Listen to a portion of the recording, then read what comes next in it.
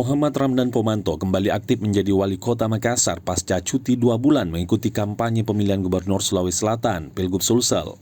Hari pertama aktif menjadi wali kota Makassar, Dani Pomanto mengumpulkan seluruh pegawai pemerintah mulai dari OPD, Camat, Lurah, ASN, P3K, Laskar Pelangi, Direksi Perusda, RT/RW, tokoh masyarakat, Dewan Lorong, LPM, dan masyarakat umum lewat gerakan salat subuh berjamaah yang berlangsung hikmat di Anjungan City of Makassar pada Minggu subuh. Dalam momentum ini, Dani Pomanto mengajak seluruh pihak baik itu pemerintah kota maupun masyarakat untuk senantiasa menjaga kota agar tetap aman dan damai di tengah perhelatan politik.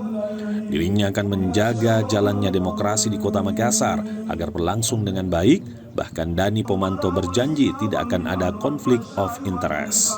Muhammad Ramdan Pomanto berharap pada momentum Pilkada 2024 ini seluruh masyarakat Makassar untuk saling menjaga satu sama lain dan tidak usah saling memprovokasi, tidak saling mencela.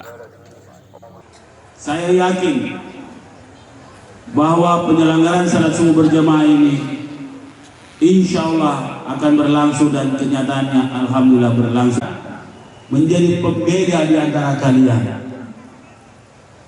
Yang tadi hadir lantainya basah tapi tetap sujud, insya Allah itulah orang-orang yang paling baik di antara kita pada pagi hari ini.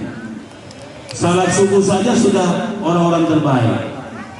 Salat sunat sebelum subuh saja lebih baik dari dunia dan isinya.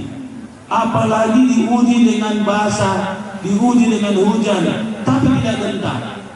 Saya tadi sebenarnya sudah mengizinkan kita untuk menyebar ke semua masjid, tapi tadi ibu-ibu bilang, jangan nih Pak, biar kita basah-basah, kita tetap sholat di sini.